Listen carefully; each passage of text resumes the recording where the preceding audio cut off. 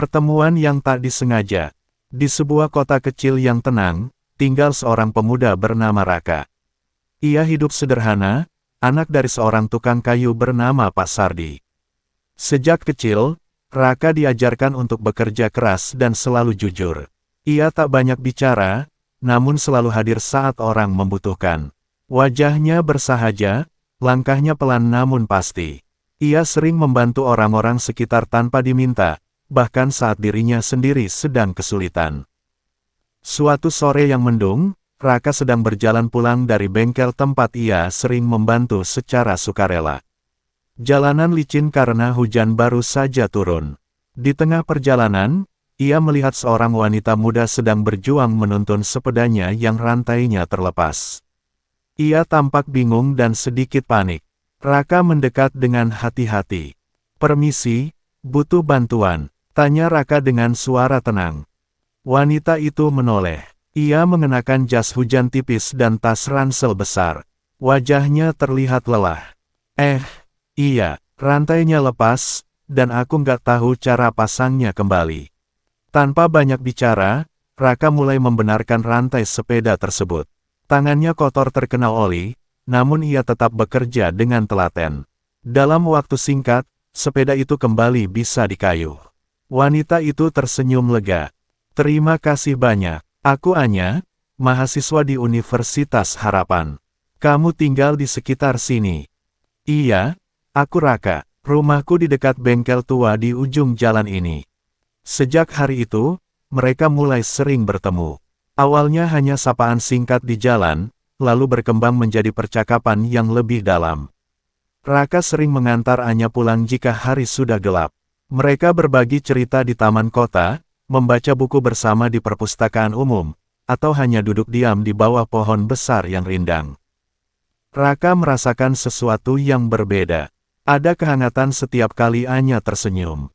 Tapi ia sadar diri, ia hanyalah anak tukang kayu.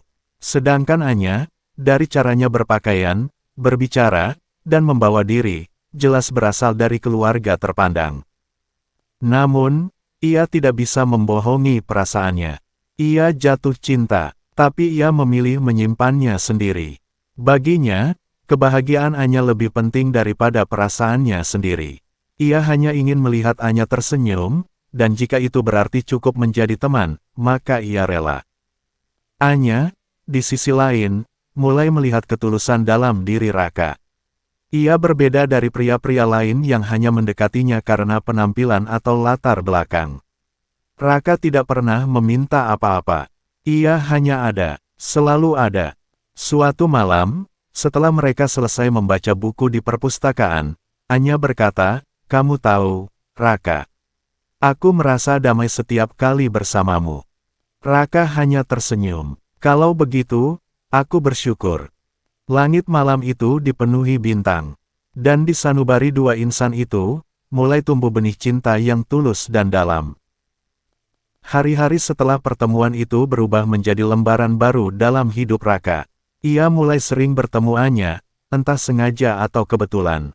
Setiap momen menjadi ruang bagi rasa yang perlahan tumbuh, diam-diam dan tulus. Anya adalah sosok yang penuh semangat. Ia tidak hanya cantik dari luar, tapi juga bijak dan peduli. Ia aktif dalam kegiatan sosial kampus, dan sering terlihat mengajar anak-anak di desa sekitar sebagai bagian dari program pengabdian masyarakat. Raka terpesona bukan karena parasnya semata, melainkan karena ketulusan yang terpancar dari setiap tindakannya. Ia merasa ada sesuatu yang berbeda dalam diri Anya, sesuatu yang membuatnya ingin menjadi versi terbaik dari dirinya sendiri. Namun, ia tidak serta-merta mendekatinya. Raka tahu batasan, dan ia tidak ingin menjadi lelaki yang terburu-buru. Ia memilih mendekati Anya lewat cara yang sederhana, membantu di kegiatan sosial, menjadi teman diskusi, dan terkadang hanya sekadar menyapa dengan senyum hangat. Anya pun mulai merasakan kehadiran Raka yang istimewa. Bukan karena Raka mencoba mencuri perhatiannya dengan cara mencolok, tapi karena ia konsisten hadir di waktu dan tempat yang tepat. Ia menjadi sahabat, pendengar, dan penguat saat Anya lelah. Suatu sore, Mereka duduk berdua di pinggir danau kecil di desa tempat mereka mengabdi. Matahari mulai tenggelam, menciptakan semburat jingga yang menenangkan. Raka, kata Anya pelan, kamu tahu nggak? Aku merasa nyaman kalau ngobrol sama kamu. Raka menoleh, tersenyum lembut. Aku juga, Anya, kamu itu seperti mata air, tenang tapi penuh kehidupan. Itulah awal dari kedekatan mereka yang lebih dalam. Belum ada kata cinta yang diucapkan, tapi hati mereka sudah saling bicara. Dalam diam, Raka mulai menata niat. Ia tidak ingin hanya menjadi persinggahan. Ia ingin menjadi pelabuhan. Dan untuk itu, ia tahu ia harus menyiapkan dirinya, tidak hanya secara perasaan, tapi juga secara hidup. Ia mulai menabung lebih serius dari pekerjaan sampingannya sebagai tukang desain grafis. Ia belajar lebih giat agar segera lulus dan bisa membangun sesuatu yang nyata. Bukan demi gengsi, tapi demi masa depan yang layak ia tawarkan pada Anya. Di balik semua itu, Raka sadar bahwa untuk mencintai dengan tulus, seseorang harus siap berkorban. Dan itulah yang ia lakukan, tanpa banyak bicara, tapi dengan banyak tindakan. Hari demi hari, hubungan mereka tumbuh perlahan seperti benih yang disiram dengan kesabaran. Tak ada drama, tak ada janji manis yang berlebihan. Hanya niat baik yang dibungkus dalam kesederhanaan. Dan di tengah semua itu, Raka berdoa dalam hatinya. Ya Tuhan, jika dia memang jodohku, maka kuatkan langkahku. Tapi jika bukan, ajari aku untuk tetap mencintainya dengan cara yang benar. Bab ini menjadi fondasi utama dari kisah mereka. Sebuah cinta yang tidak terburu-buru, tidak memaksa, dan tumbuh dari ketulusan yang nyata. Hari itu datang juga, hari yang sudah sejak lama dikhawatirkan Anya. Hari di mana ia memperkenalkan Raka kepada kedua orang tuanya. Meskipun mereka telah menjalin hubungan yang makin kuat selama berbulan-bulan, Anya tahu bahwa restu orang tua bukan perkara mudah. Keluarga Anya adalah keluarga terpandang di kota itu. Ayahnya, Bapak Haryo, adalah seorang pengusaha properti sukses. Ibunya, Ibu Laras, adalah dosen senior di universitas tempat Anya kuliah. Mereka memiliki harapan tinggi untuk putri semata wayangnya. Anya memilih waktu makan malam di hari Sabtu. Ia memberi tahu Raka beberapa hari sebelumnya. Ayah dan ibu ingin bertemu kamu, katanya dengan suara pelan. Aku sudah cerita sedikit, tapi mereka ingin mengenalmu langsung. Raka hanya mengangguk. Wajahnya tampak tegang, tapi ia berusaha tetap tenang. Aku akan datang. Aku siap. Hari yang dinanti pun tiba. Raka mengenakan batik rapi, sepatu yang disemir bersih, dan membawa sebuah bingkisan sederhana, kerajinan tangan dari kayu yang ia buat sendiri untuk diberikan kepada keluarga Anya. Hatinya berdebar, tapi ia tahu, perjuangan ini harus dijalani dengan penuh hormat. Setibanya di rumah Anya, ia disambut oleh pelayan dan diminta menunggu di ruang tamu. Rumah itu megah, berarsitektur modern dengan furnitur mahal. Raka duduk dengan hati bergetar, merasa seperti semut di tengah istana. Tak lama kemudian, Anya turun dari lantai atas dan duduk di sampingnya, mencoba menenangkannya. Tenang, ya, aku di sini. Tak lama kemudian, ayah dan ibu Anya turun. Wajah mereka ramah di luar, tapi mata mereka menilai tajam. Selamat malam, Pak, Bu. Raka berdiri dan menyalami mereka. Terima kasih sudah menerima saya. Mereka hanya membalas dengan anggukan kecil. Makan malam dimulai dengan obrolan ringan. Raka berusaha bersikap sopan, menjawab pertanyaan dengan hati-hati. Namun suasana terasa tegang. Bapak Haryo kemudian mengarahkan pembicaraan ke inti masalah. Jadi, Raka, katanya sambil meletakkan sendok. Apa yang kamu harapkan dari hubunganmu dengan Anya? Raka menatap lurus. Saya ingin membahagiakan Anya, Pak. Saya tahu saya belum punya banyak hal, tapi saya bekerja keras. Dan saya serius. Bapak Haryo menghela napas. Kamu tahu siapa Anya? Dia bukan gadis sembarangan. Dia punya masa depan cerah. Kami punya rencana besar untuknya. Sejak malam penolakan itu, hidup Raka berubah. Ia bukan lagi hanya seorang pemuda sederhana yang bekerja membantu di bengkel. Ia mulai menata hidup dengan visi yang jelas, membuktikan dirinya layak bagi Anya dan keluarganya.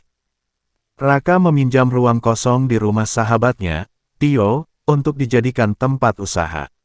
Ia mulai mencetak undangan pernikahan, kartu nama, hingga merchandise kecil-kecilan. Modal awalnya hanya 2 juta rupiah dan satu mesin cetak bekas yang ia beli dari pedagang loak. Setiap rupiah ia putar kembali untuk beli tinta, kertas, dan peralatan tambahan. Pagi ia bekerja, malam ia belajar. Ia membaca buku bisnis, mengikuti kelas daring gratis tentang pemasaran, desain grafis, dan manajemen. Terkadang, ia hanya tidur 3 jam sehari. Tubuhnya lelah, tapi semangatnya tidak pernah padam. Kabar tentang Raka yang membuka usaha mulai terdengar. Banyak orang yang awalnya meremehkan, kini mulai melirik.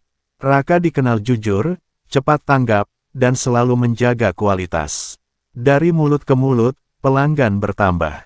Pesanan datang dari sekolah-sekolah, kantor kelurahan, bahkan toko-toko di luar kota kecil itu. Anya, yang masih berada di bawah pengawasan ketat orang tuanya, diam-diam mengikuti perkembangan Raka lewat media sosial dan cerita teman-temannya. Hatinya bangga, meski kadang terasa perih karena tak bisa ikut merayakan keberhasilan itu bersama. Sejak kunjungan terakhir Raka, suasana di rumah keluarga Anya berubah. Tak ada lagi larangan keras, tak ada lagi bentakan jika nama Raka disebut. Ibu Laras mulai diam saat Anya menyebutnya, sementara Pak Haryo, meski masih kaku, kini tak langsung mengalihkan pembicaraan. Anya merasakan perubahan kecil itu sebagai pertanda. Meskipun belum sepenuhnya diterima, ia tahu bahwa tembok penolakan itu perlahan mulai retak. Ia kembali bisa tersenyum. Hubungannya dengan Raka menjadi lebih terbuka, meski masih penuh kehati-hatian. Raka, di sisi lain, tidak berpuas diri. Ia terus memperbesar usahanya. Ia mulai merekrut lulusan muda dari SMK setempat, memberikan pelatihan, dan membuka cabang kecil di kota tetangga. Ia ingin usahanya bukan hanya sukses secara finansial, tapi juga membawa dampak sosial. Media lokal menulis tentangnya, pemuda desa bangkitkan harapan dengan usaha percetakan. Artikel itu sampai ke tangan Pak Haryo. Ia membacanya dalam diam di ruang kerjanya, tak mengatakan apapun. Namun ekspresinya berubah, sedikit lebih lunak dari biasanya. Suatu sore, Ibu Laras menghampiri suaminya di teras rumah. "Yah," katanya pelan, "kita mungkin pernah terlalu keras. Anak itu, Raka, dia sungguh luar biasa." Pak Haryo tidak langsung menjawab. Ia hanya memandang langit senja yang memerah. "Kamu tahu," lanjut Ibu Laras, "aku pernah lihat Anya tersenyum seperti itu hanya ketika berbicara tentang Raka. Senyum yang tenang, bukan senyum manja seperti saat ia dulu dekat dengan Rio atau teman-teman kuliah yang lain." Pak Haryo akhirnya membuka suara. "Aku hanya ingin yang terbaik untuk anak kita. Dan kadang, yang terbaik itu bukan yang kita pilihkan, tapi yang dipilihkan oleh Tuhan." Beberapa hari kemudian, sebuah undangan datang ke rumah Anya. Raka mengundang keluarga Anya untuk menghadiri peresmian kantor barunya, yang juga akan dijadikan pusat pelatihan desain grafis gratis bagi anak muda di desa. Untuk pertama kalinya, Pak Haryo dan Ibu Laras datang bersama Anya ke acara itu. Mereka tidak menyapa Raka secara langsung, tapi mengamati dari kejauhan. Mereka melihat Raka berdiri di depan ratusan tamu undangan, berbicara penuh semangat, menjelaskan visinya membangun komunitas kreatif desa. Mata Pak Haryo mulai berkaca-kaca ketika seorang anak muda maju ke depan dan berkata, "Saya dulu pengangguran, tapi Mas Raka ajak saya kerja. Sekarang saya bisa bantu orang tua, dan saya punya harapan." Tepuk tangan menggema. Pak Haryo melihat wajah-wajah penuh harapan di ruangan itu. Ia melihat anaknya, Anya, menatap ke panggung dengan mata bersinar. Dan ia melihat Raka, tidak sebagai pemuda miskin, tapi sebagai pemimpin yang lahir dari perjuangan. Setelah acara usai, Raka mendekati mereka. Ia tidak bicara banyak, hanya menundukkan kepala. Pak Haryo menatapnya. Raka. Raka menegakkan badan. Ya, Pak. Pak Haryo menarik napas. Bisa kita bicara di rumah besok malam. Raka mengangguk. Dengan senang hati, Pak. Malam itu, Raka tidak bisa tidur. Jantungnya berdegup lebih cepat dari biasanya. Ia tahu, ini bisa jadi momen yang menentukan.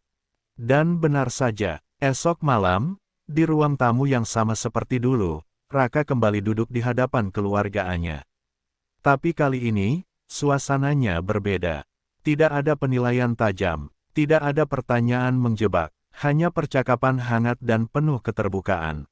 Pak Haryo memandangnya dengan mata teduh. Raka, kami tidak akan menghalangi hubungan kalian lagi. Tapi kami minta satu hal. Raka menatap penuh harap. Apa itu, Pak? Jangan pernah berhenti menjadi seperti dirimu hari ini, jujur, ulet, dan tulus. Raka hampir tak percaya. Matanya basah. Ia mengangguk dengan suara bergetar. Terima kasih, Pak. Terima kasih, Bu. Saya tidak akan sia-siakan kepercayaan. Ini, Anya yang duduk di samping ibunya, menutup wajahnya dengan kedua tangan. Ia menangis bahagia. Perjuangan panjang mereka akhirnya mulai membuahkan hasil. Namun perjalanan mereka belum selesai. Restu telah diberikan, tapi dunia luar belum tentu seindah rumah sendiri. Tantangan baru telah menunggu. Restu telah didapatkan, namun hidup tidak selalu berjalan mulus setelah itu. Raka dan Anya mulai merencanakan masa depan bersama. Mereka tidak tergesa-gesa menikah, tapi mulai membangun pondasi yang kuat untuk kehidupan yang ingin mereka jalani. Raka sibuk mengelola dua cabang usahanya yang kini semakin berkembang. Ia membuka kelas pelatihan digital gratis di hari Minggu, mengajak relawan untuk mengajar. Anya, di sisi lain, fokus pada tugas akhir kuliahnya. Ia juga mulai membantu Raka mengelola keuangan bisnis, mengajukan proposal bantuan UMKM ke pemerintah daerah, dan bahkan menyiapkan rencana jangka panjang. Namun, cobaan besar datang secara tiba-tiba. Salah satu rekan bisnis Raka yang paling dipercaya, Bayu, membawa kabur sebagian besar modal kerja. Bayu yang selama ini mengatur pengadaan bahan baku, memalsukan kwitansi dan transfer. Ketika Raka menyadarinya, kerugian telah mencapai puluhan juta rupiah. Hari itu, kantor pusat Harapan Karya terasa sunyi. Raka menatap layar laptop dengan wajah pucat. Laporan keuangan tampak kacau. Para staf mulai panik karena gaji mereka tertunda. Anya datang dengan tergesa. Kamu belum pulang semalaman. Raka hanya menggeleng. Bayu bawa kabur uang kita. Anya duduk di sampingnya, menatap dokumen-dokumen di meja. Ia tahu ini bukan saatnya panik. Kita masih bisa atur ulang cash flow. Aku bantu cari bantuan sementara. Tapi kamu harus bicara ke timmu. Raka berdiri. Ia mengumpulkan semua stafnya dan menjelaskan kondisi sebenarnya. Ia tidak menyalahkan siapapun. Ia tidak bersembunyi di balik alasan. Ia minta maaf, dan menjanjikan bahwa semuanya akan dibayar. Kejujurannya membuat para staf tetap bertahan. Mereka bahkan bersedia bekerja tanpa bayaran selama 2 minggu, sambil menunggu arus kas kembali normal. Solidaritas yang menguatkan. Namun cobaan tidak berhenti di situ. Media lokal yang dulu menulis tentang keberhasilan Raka, kini menulis berita miring tentang pengusaha muda yang ditipu partner sendiri. Para pelanggan mulai ragu. Beberapa pesanan dibatalkan. Raka harus kembali membangun kepercayaan dari nol. Pak Haryo yang membaca berita itu, sempat ragu lagi. Ia memanggil Anya. Kamu yakin masih mau lanjut sama Raka? Bisnisnya bisa jatuh. Masa depannya belum pasti. Anya menjawab tegas, justru sekarang saatnya aku berdiri di sampingnya, bukan meninggalkannya. Jawaban itu membuat Pak Haryo terdiam. Ibu Laras, yang mendengarnya, tersenyum haru. Selama 2 bulan penuh, Raka berjuang mati-matian menyelamatkan usahanya. Ia menjual motor pribadinya, menggadaikan laptop, bahkan menyewakan sebagian ruang kantor untuk acara-acara kecil demi menutupi kekurangan. Ia juga membuat video klarifikasi di media sosial, menjelaskan bahwa usahanya terkena penipuan internal dan sedang berusaha bangkit. Video itu viral, banyak yang tersentuh oleh kejujurannya. Pelanggan lama kembali. Beberapa influencer kecil mempromosikan usahanya secara gratis. Satu persatu, proyek kembali berdatangan. Kepercayaan mulai pulih. Meskipun belum sepenuhnya pulih secara finansial, Raka tahu, ia sudah melewati badai. Anya tetap bersamanya. Setiap malam, mereka saling menyemangati, membicarakan strategi, dan berdoa bersama lewat telepon. Suatu malam, Raka berkata, "Aku tahu, perjalanan kita nggak akan pernah mudah. Tapi aku juga tahu, aku nggak sendirian." Anya menjawab, "Karena aku memilih berjalan bersamamu. Bukan karena kamu kuat, tapi karena kamu tidak pernah menyerah." Raka tersenyum. Dalam hatinya, ia tahu, cinta yang mereka perjuangkan selama ini sudah mulai berakar kuat. Dan tak ada badai pun yang bisa mencabutnya. Setelah badai berlalu, langit tak langsung cerah.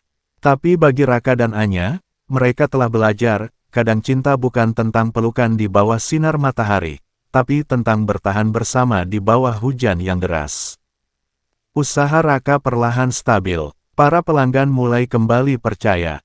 Para staf tetap setia, bahkan kini semakin kompak karena merasa menjadi bagian dari perjuangan yang nyata. Raka tidak lagi mengejar kesempurnaan. Ia kini lebih fokus pada kebermanfaatan. Ia dan Anya mulai mengisi waktu luang dengan aktivitas sosial. Mereka mengunjungi panti asuhan, membuka kelas menulis kreatif, dan memfasilitasi beasiswa kecil untuk siswa desa. Mereka menyebut gerakan ini, tulus untuk semua. Hubungan mereka makin dewasa, tak lagi diwarnai ragu atau sembunyi-sembunyi. Setiap akhir pekan, Raka datang ke rumah Anya, duduk bersama keluarga, membantu Pak Haryo memperbaiki pekarangan, atau hanya menonton berita bersama Ibu Laras sambil menyuapkan kue. Suatu malam, di bawah langit yang cerah dan bintang bertaburan, Raka mengajak Anya ke bukit tempat mereka pertama kali berbicara serius. Mereka duduk di atas tikar, ditemani teh hangat dalam termos dan lampu senter kecil yang temaram. "Tempat ini," kata Anya sambil menatap langit, "saksi semua mimpi dan luka kita." Raka tersenyum, "Dan juga saksi sebuah janji." Ia mengeluarkan sebuah kotak kecil dari sakunya. Tanpa mewah, tanpa berlutut, hanya dengan mata yang dalam dan suara yang lembut, Raka berkata, "Anya, aku nggak janji hidup kita akan selalu tenang. Tapi aku janji, aku akan selalu berjalan bersamamu. Mau?" Anya menatapnya dengan mata berkaca-kaca. "Kita sudah berjalan sejauh ini. Tentu aku mau terus melangkah." Ia membuka kotak itu, berisi 2 cincin sederhana. Ukiran kecil di dalamnya bertuliskan, "Asteris tulus sampai akhir." Asteris. Malam itu langit seolah ikut mengabadikan janji mereka. Bintang bersinar terang, angin berhembus lembut, dan dunia menjadi saksi 2 insan yang telah melalui banyak, namun tetap memilih untuk mencintai. Mereka tidak langsung menikah setelah itu. Mereka sepakat untuk tetap membangun mimpi bersama, perlahan tapi pasti. Bagi mereka, cinta bukan garis finish, tapi perjalanan panjang yang harus terus dihidupi setiap hari. Dan saat mereka pulang dari bukit itu, tangan mereka saling menggenggam lebih erat dari sebelumnya. Ada kepercayaan penuh di sana.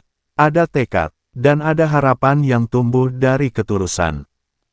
Tahun berganti. Banyak hal telah berubah dalam hidup Raka dan Anya. Tapi satu hal tetap, komitmen mereka.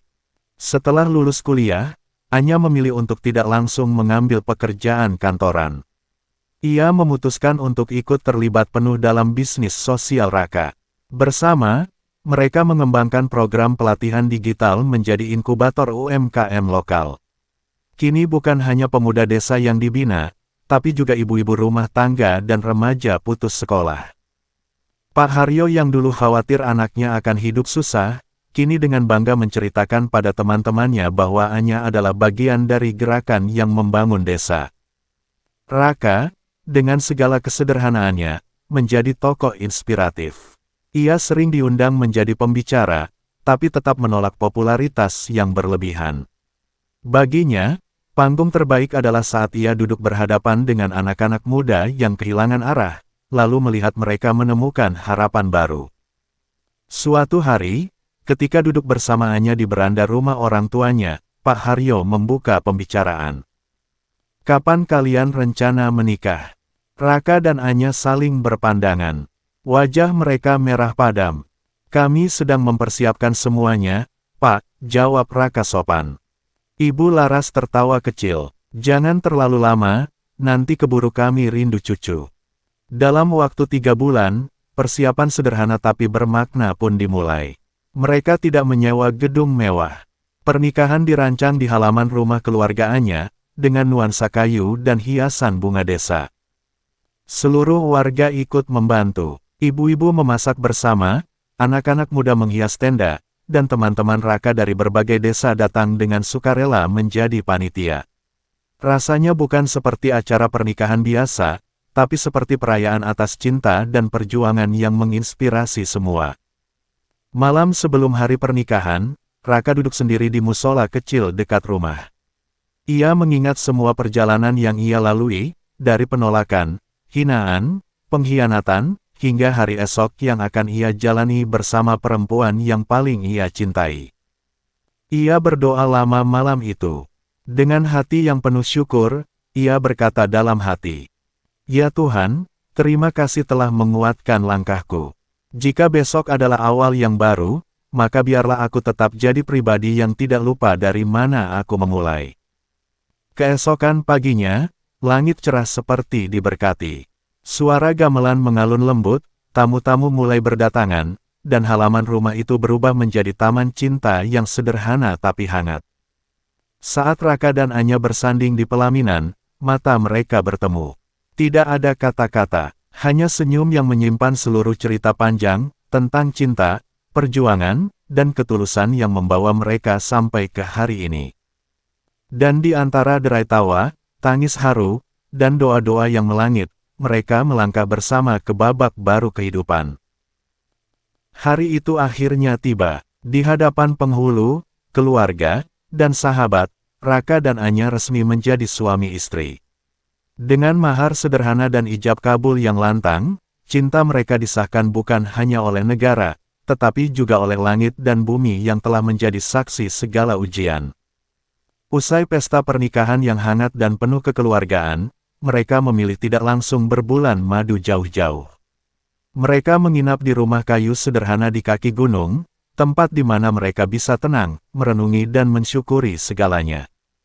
Di sana, setiap pagi mereka bangun dengan embun di jendela, suara burung-burung, dan aroma kopi yang diseduh bersama. Bagi Raka dan Anya, itulah kebahagiaan sejati, ketika cinta tidak harus selalu tentang kemewahan, tapi tentang kebersamaan. Hari-hari setelah pernikahan tidak sepenuhnya mudah.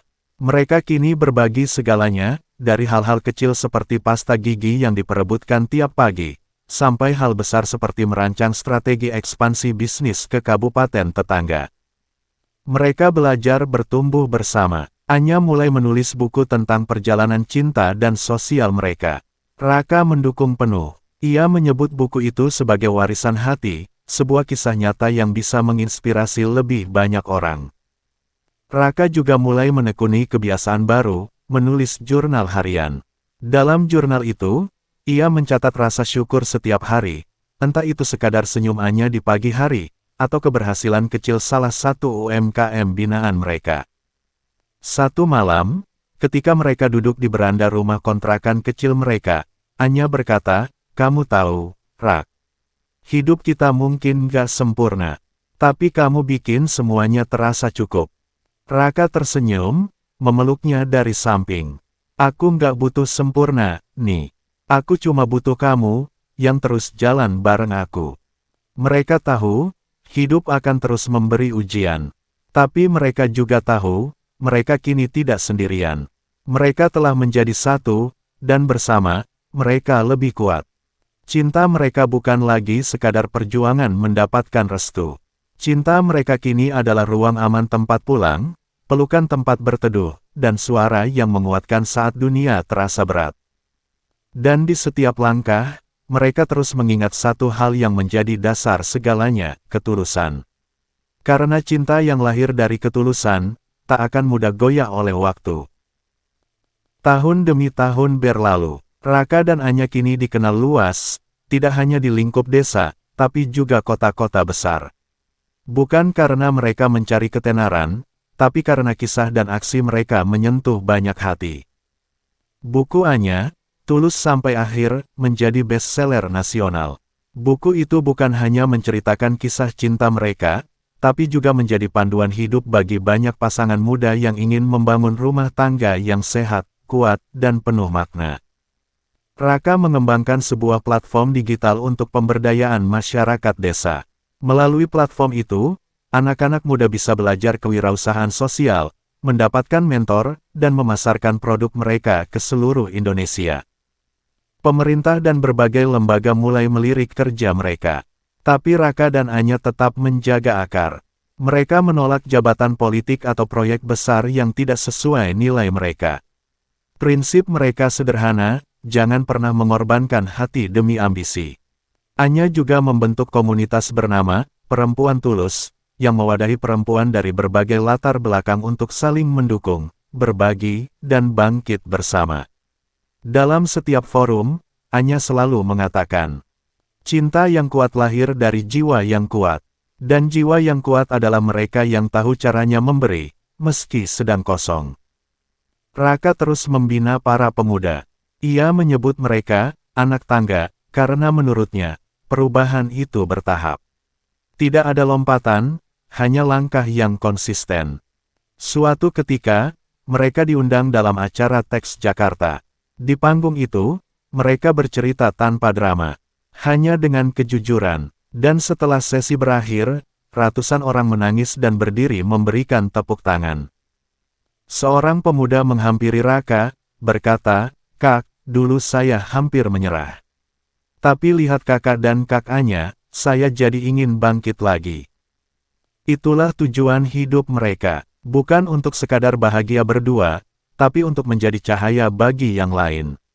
Karena mereka percaya, cinta yang tumbuh dari luka, bisa menyembuhkan dunia. Dan setiap malam, ketika hari berakhir, Raka dan Anya tetap duduk di beranda kecil rumah mereka. Kini rumah itu sudah besar, tapi perasaan mereka tetap sederhana. "Terima kasih ya," kata Raka suatu malam. "Untuk apa?" tanya Anya. "Untuk tetap memilih aku, meski jalannya panjang dan kadang menyakitkan." Anya tersenyum, menggenggam tangan suaminya erat.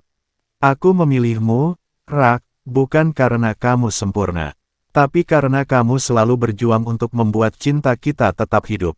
Dan malam itu, langit pun ikut diam, seakan ikut mendengar dan mengamini doa dua insan yang tidak hanya saling mencintai, tapi juga saling menguatkan dan memberi.